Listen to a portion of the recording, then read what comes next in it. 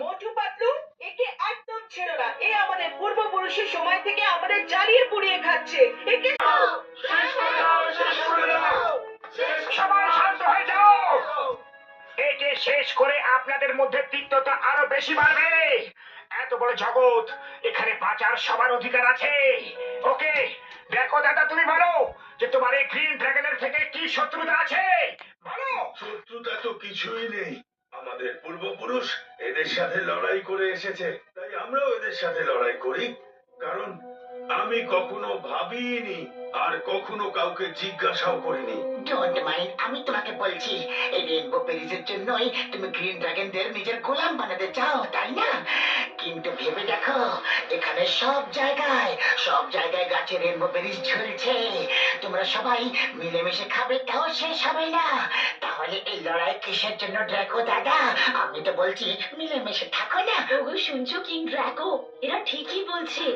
এ চাইলে আমাকে শেষ করতে পারতো, কিন্তু ইনি এমনটা করেননি।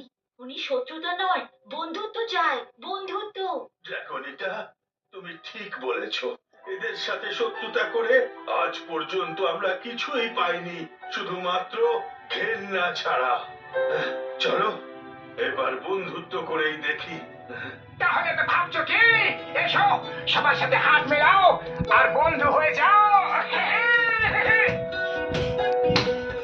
আজ এখান থেকে আমি ঘোষণা করছি যে আমাদের তরফ থেকে কেউ গ্রিন ড্রাগনকে বিরক্ত করবে না।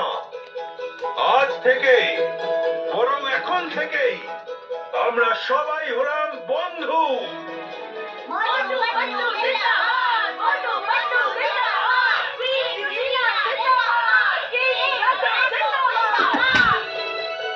মোটু Patlu, thank you very much. তোমরা তো আমাদের জীবনটাই পাল্টে দিলে। রানীমা, আমরা আপনাদের মতো বন্ধু পেলাম, আমাদের খুব ভালো লেগেছে, অনেক বেশি ভালো লেগেছে। বড়দা, বড়দা শুটিং শেষ হয়ে গিয়ে থাকলে এবার এগোই কি আমরা?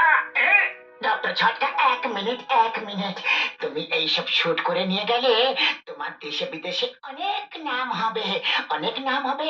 কিন্তু একটু ড্রাগনদের কথাটাও তো ভাবো তুমি। যদি এই জগতের ব্যাপারে সবাই চিনে ফেলে, তাহলে সবাই এদের খোঁজে এখানে চলে আসবে, আর এদের বাঁচাটা খুব মুশকিল হয়ে যাবে বড়দা। হ্যাঁ, এই তো সবে এর আসল জীবনটা শুরু করেছে, আর এদের জীবন শুরু হবার আগে শেষ হয়ে যাবে বড়দা। মোটু পাতলু আমার ভাই, আমার বন্ধু, তোমাদের কথাটা তো একদম সঠিক ভাই। আমি এদের জীবনটা বিপদে ফেলতে পারবো না ভাইটি।